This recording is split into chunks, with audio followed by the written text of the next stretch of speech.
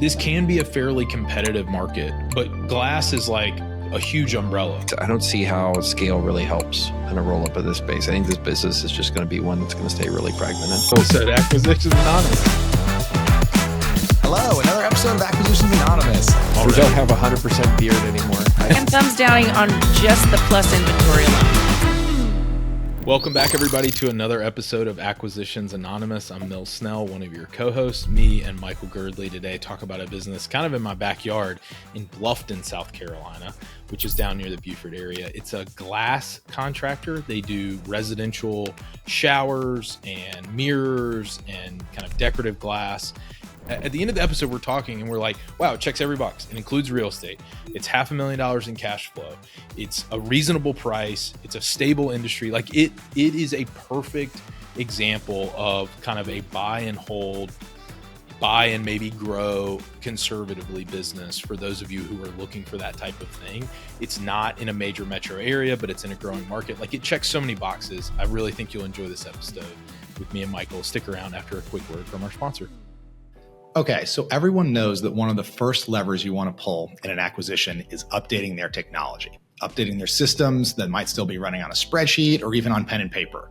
But tech is complicated. There's a lot of solutions out there. So choosing the right cloud platform, the right CRM, the right telephony, compliance, cybersecurity, not to mention implementing all that stuff, that's a job in itself.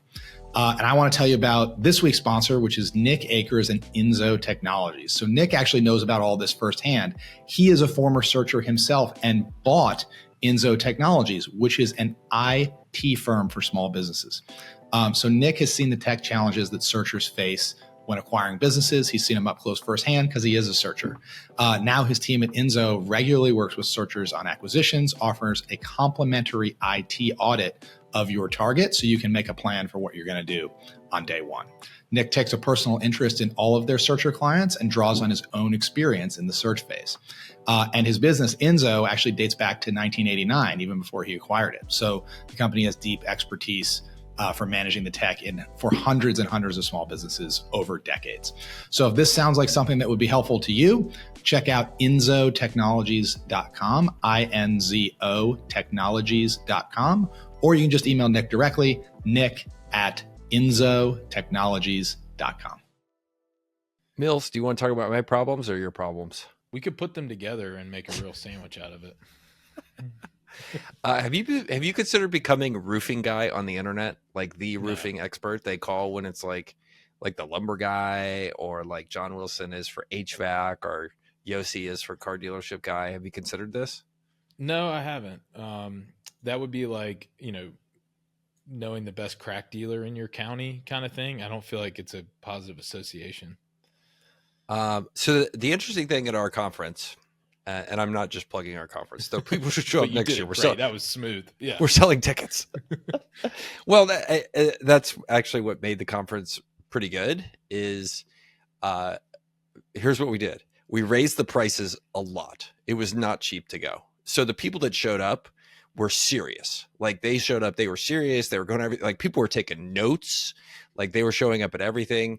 Because if you're going to spend a week and like $8,500 to go to a conference and fly to Utah, you're going to take it seriously. And so we got all these people that were like super smart, which was terrific. And the speakers were great. So one of them was John Wilson, talked about how his kind of meandering journey to create media stuff has ended up directly benefiting their core business of HVAC, because he interviews all these people and learns from them in the podcast. And then there are some other businesses they've gotten involved in that make money selling to other HVAC people around the country. And then lastly, he's like getting acquisition opportunities thrown at him because he's like, they know him. So anyway, that's why I was like, oh, do you want to be roofing guy? Rand Larson came by. He was driving through Columbia and stopped by yesterday, and he said really good things about the conference. So. He was awesome. I skied with him. By the time this comes out, we're going to be doing a business deal with him to take something out of the Girdley portfolio. I'm trying to get better, not only at starting companies, but selling companies. That's the new me. That's a pivotal step usually. Now that I'm 50. Well, I've done it. Like I sold the coffee business, and now this year I'm trying to do one or two. Because if I keep starting stuff, I got to get some of the stuff out of my way. Yeah, you're just going to keep accumulating. Well, speaking of, I have a deal to talk about. So did we just end up talking only about my problems? Does that mean you have no problems? No, I got a long list. This is kind of interesting to me because it is on LoopNet, which LoopNet is owned by CoStar. It's CoStar and LoopNet. It's the major commercial property listing site, like probably as big or bigger than Zillow, in the commercial world. But there's some businesses for sale, and most of them are like restaurants and laundromats and like convenience stores, more kind of like the run of the mill. But this is in South Carolina, Bluffton, which is down near Hilton Head and Beaufort, and it just piqued my interest for a few different things. This looks like maybe a real photo of the business. There's palm trees, so it's got to be South Carolina. And there's 2 work vans, 1 pickup truck, and then another van. And they've got, these special racks on the side of them. But 4 trucks and a little storefront. And it says establish glass business in growing Bluffton, South Carolina. Jim Hall. He gives his number, and it specifically says voice only, no SMS. Don't text me, millennials. So the asking price for this business is $2.7 million. The gross revenue is $1.8 million. They have FF&E, furniture, fixture, and equipment of $750,000. The business has been around since 2002. Cash flow of $500,000 even. Inventory of $150,000, and the real estate is $700,000. And this description says owners retiring after 40 years in the glass business. Rare opportunity to invest in a well-established company that includes the building and real estate. Founded in 2002 by the current owners, Hilton Head Glass is the premier provider of custom glass for both commercial and residential customers. Products include shower glass enclosures, glass offices, railings and partitions, fogged and broken insulated glass replacement, commercial storefronts, and in-house fabrication of glass and mirror products. Hilton Head Glass currently services Hilton Head, Bluffton, Hardyville, and Ridgeland. Listed at $2.7 million, the business includes a recently renovated 1,400 square foot showroom, the equipment and machinery necessary for custom cut glass orders, and 5 vehicles equipped for glass transportation. The business is in the only commercial/industrial zoned area in Bluffton, allowing for 24/7 production. So you're in a small town when you're the only person. You can say, we're the only people who are in this zoning area to accommodate future growth. Beaufort County is the 8th fastest growing county of all in South Carolina, making it the 10th largest county in the state. Research indicates Beaufort is growing faster than 38 other counties throughout the Palmetto State. South Carolina is such a small state. These stats really don't help. Yeah. We have 4 million, maybe 4.5, 5 million people who live in our state. So it's kind of funny that they're like, it's growing faster than 38 other counties. We might have 50 counties. I'm not sure how many counties we have in South Carolina. It's not that many. But anyways, they're really excited about Beaufort County and the growth. And then there's this little teaser. I thought it was going to be something about the about the business, but when I clicked on it earlier, it's actually just like a commercial for Beaufort and Bluffton. So that's adorable. Yeah, I love small town America. So this is significant. They are including the real estate in the asking price. The building is 3,400 square feet. There's 7 employees. They're including all the FF&E. It says they have the 5 glass vehicles, 2 ProMaster cargo vans with glass racks, 1 Ford van. They have a glass washing machine, a spindle cup wheel edging machine. These are whatever tools that are necessary for this. Barometer tilt table trailer for aluminum storage, warehouse storage. They say they have recurring customers focused on residential homes. Let's see, building. The staff is fully trained, and the owners are including 3 weeks of on-site training and support for the buyer. They want to retire, and they are telling us the business name. They're telling us the address. This is I'll zoom out for those of you. So this is down in the Low Country, Savannah, Hilton Head, Beaufort, all south of Charleston, and Columbia's way up here. It's probably about 2.5 hours away. So, okay. So just to make sure we're all on the same page what these guys do, when somebody needs like a glass shower door or a glass window, or it sounds like they also do some new construction as well. Yes, I'm currently going through this process right now, and I've written checks recently to somebody who is very, very similar to this. So I think the biggest part of this business is shower surrounds, glass around showers. So people don't have shower curtains, as they kind of move up the price point of bathroom design. And then also like large mirrors. These are the types of companies that would do those kind of things. They mentioned that they also do some, commercial work, but most houses, right, have a unitized window. It's a double hung window, and you're buying it from like Pella or Anderson or whatever, and they are installing them, new construction or retrofitting your windows.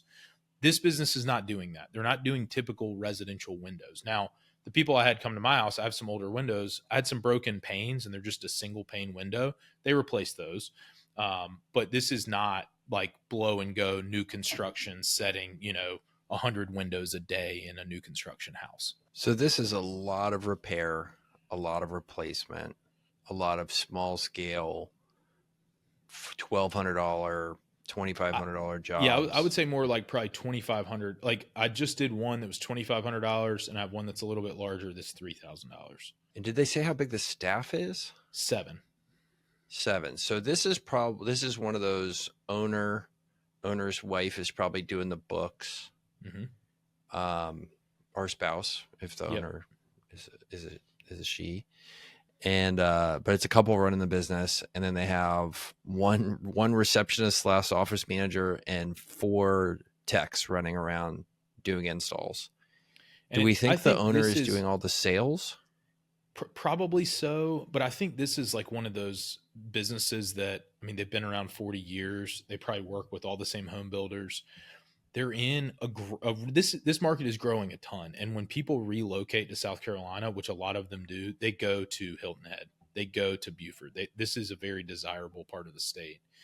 And there's a lot of there has been a lot of new construction down there, but there's also a ton of renovation work happening to kind of semi-older homes, like 30 and 40-year-old homes. So when somebody goes in and is renovating a house there, they're upgrading the bathrooms, and they're taking out the shower curtains, and they're putting in shower glass. Okay. Well, all right. So price wise, they're throwing in the real estate. So it's 4 times cash flow if you deduct the value of the real estate at 700,000, because it's 2.7 million. Yep. Does 1.8 million in revenue. Real estate is in theory 700,000. Do we think this picture that they have here is the actual building? I think this is it. Yeah. Because it's kind of cute. It looks like they laid out their trucks in a way that would look like they kind of like, look at us. We have 4 trucks. I'll zoom in a little bit more and we'll see. I bet that this is the same building. It's like a split face block. They're right next to the Sam's Club. Great location. If you need to get extra coffee and or Cheetos for your... Yeah, that's definitely the building. That's definitely the building in the picture. Okay, and it looks like it's in one of those like office condo parks. Yeah, where they've condoized. Look, right next to it, they got a gym, signs and wraps by Primal Graphics, Home Team Pest Defense, Hilton Head. Oh, there's Hilton Head Glass. Okay. There they are. Yeah. Smith Outlet School Supply Store, Advanced Integrated Controls. And this is just like the headquarters for like every type of small home services business that you find in any town. Exterminators, vehicle wraps, and then a little gymnastics place where everybody can bring their little girls for gymnastics, and boys, I guess, but mostly girls. It's in that kind of park for sure. So do I have to move to Hilton Head if I own this business? Yeah, definitely.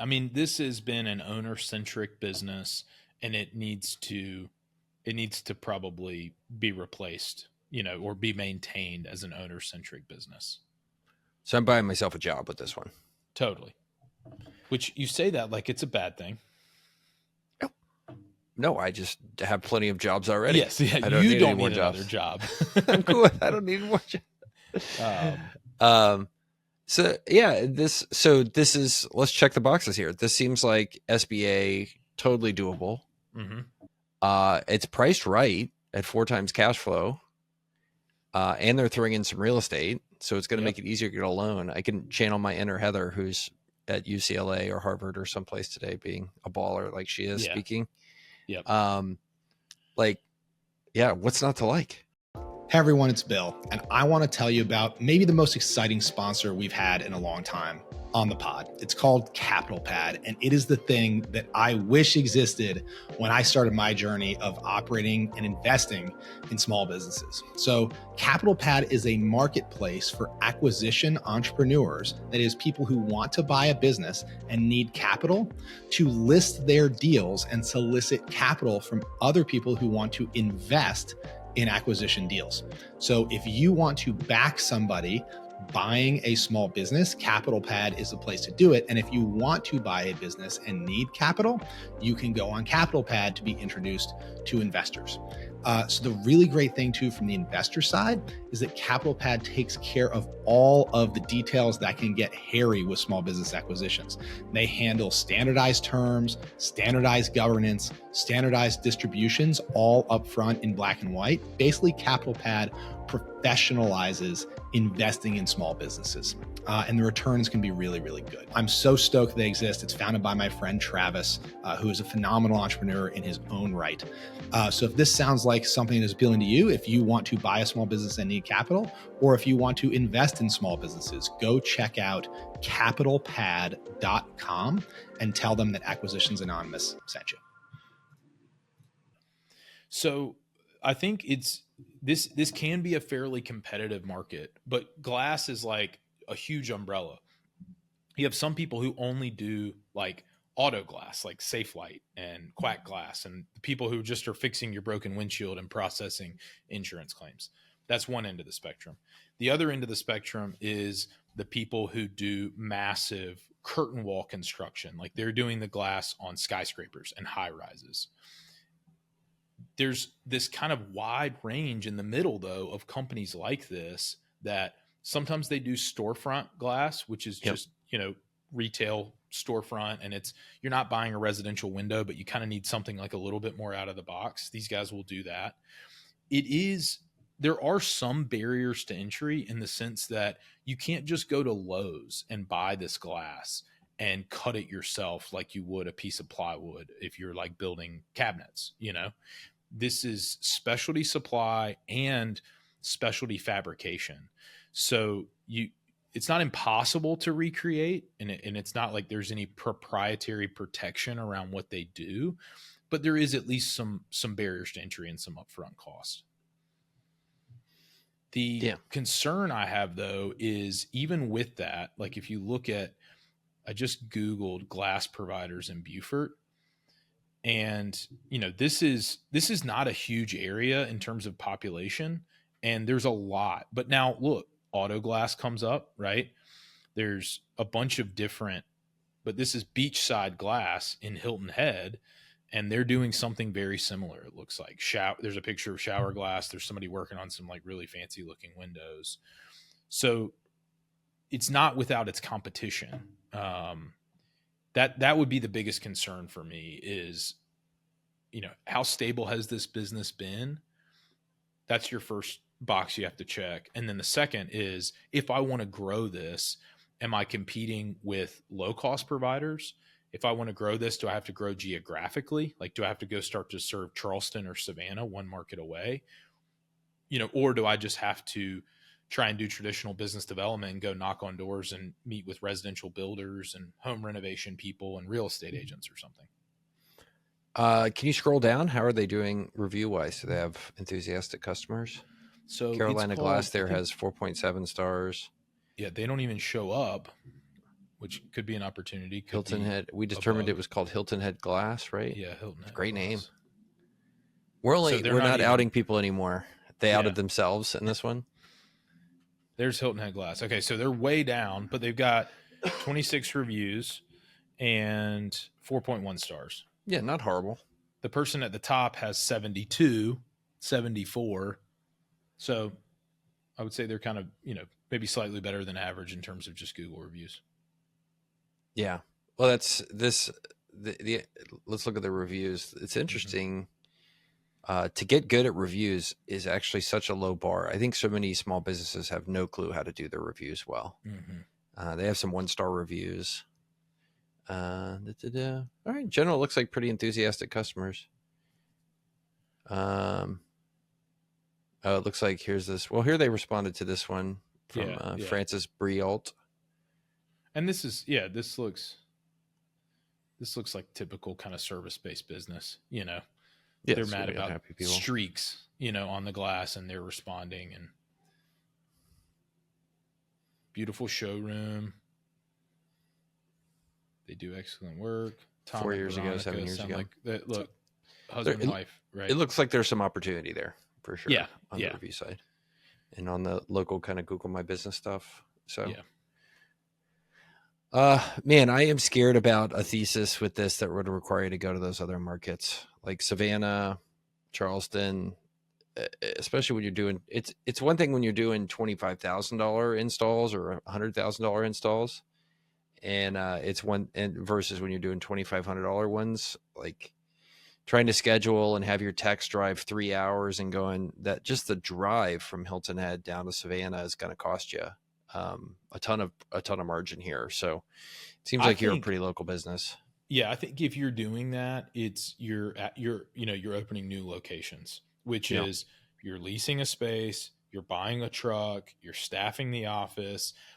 The nice thing about this business, I will say, is they can probably fab everything in one location, and then they can just move it back and forth, and then just have an install crew and kind of sales and estimating, in other offices.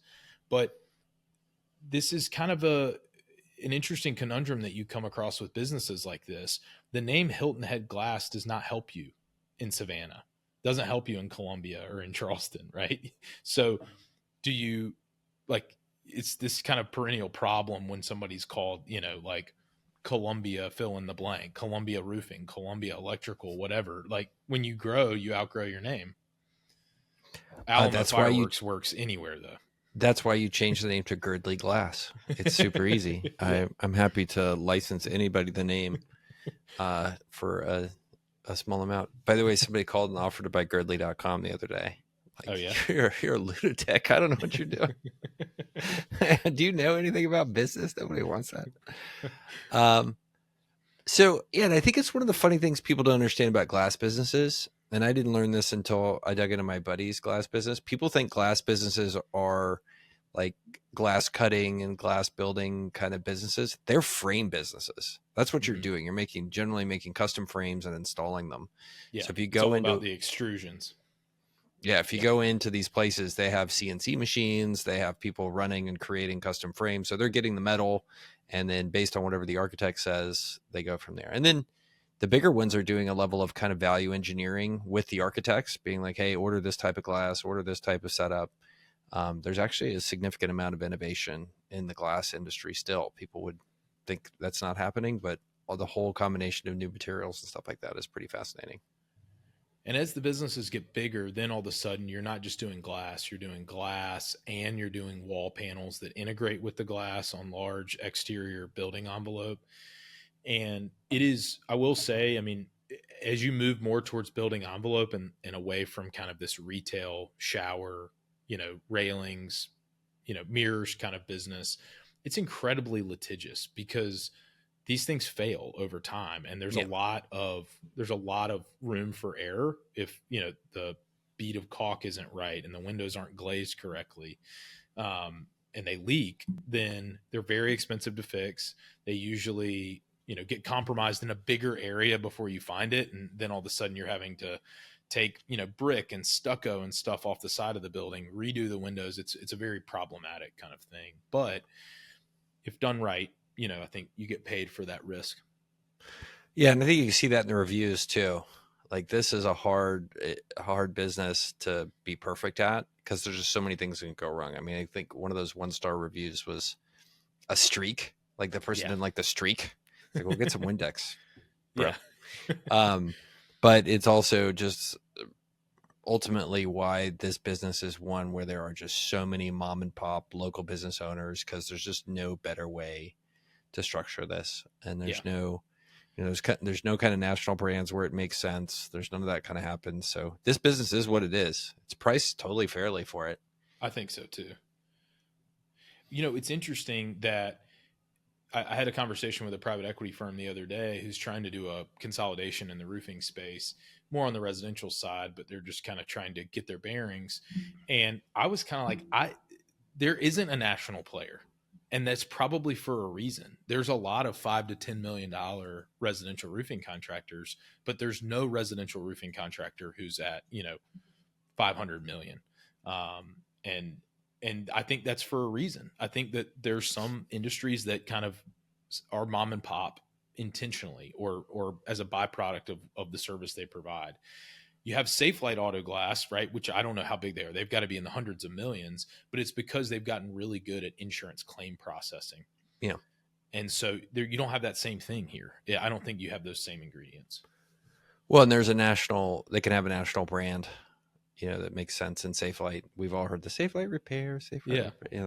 It makes sense in that kind of situation. But I agree with you. Like local glass, like you're going to call the fiber. It's the same reason there's like a bunch of random local plumbing brands. Doesn't mean they're not all consolidated into a bigger thing, but it's tough to see how a roll up here works in this space as well. Because for plumbing, it's not the brand. There's local brands. It is the kind of standardization that they do, right? And the operational efficiency they get at scale and all that kind of stuff. So in theory, that's what makes sense. But beyond kind of doing marketing better, which these guys clearly have some opportunities, I don't see how scale really helps in a roll-up of this space. I think this business is just going to be one that's going to stay really fragmented. This is also one of those things that the product is really, the core raw material is really heavy. And so, it usually stays kind of, you might order big pieces of glass and they get kind of sent regionally, and then they get broken down from there into smaller pieces. But nobody is, ordering their shower door from 2 states away. It's just the freight starts to eat into the actual cost. All right. Well, we're coming up on the witching hour for this episode in terms of time. We're supposed to stop at 25 minutes, everybody, because evidently you guys all turn off the episodes at 25 minutes. Thousands of you listen to these. Thank you for being here. So where's your head at on this one? I'll let you go first. You thumbs up, thumbs down? I think if the buyer business fit was right, it's super interesting.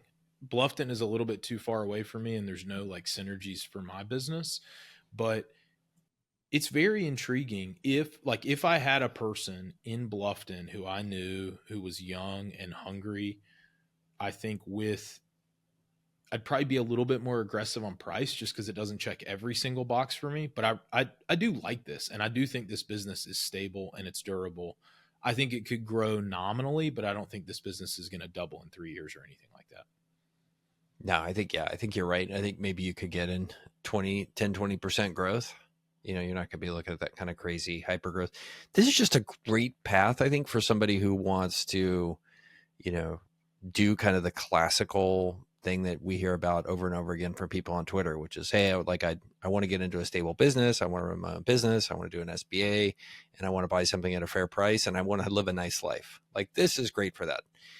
It's not great if you're like, I'm going to do this. I'm going to use this as the fundamental for my holdco. And then I'm going to like acquire all this other stuff. And I want to be, like, this is not that kind of high variance thing. This is just like a nice, stable, like, it's not going anywhere. People still need glass.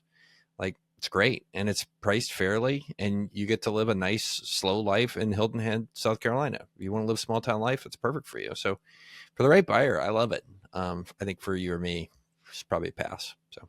And for $500,000 in cash flow, let's just say that is material and that's real. I mean, that gives you enough to service some debt. It gives you enough to pay yourself and probably a little bit of margin for error.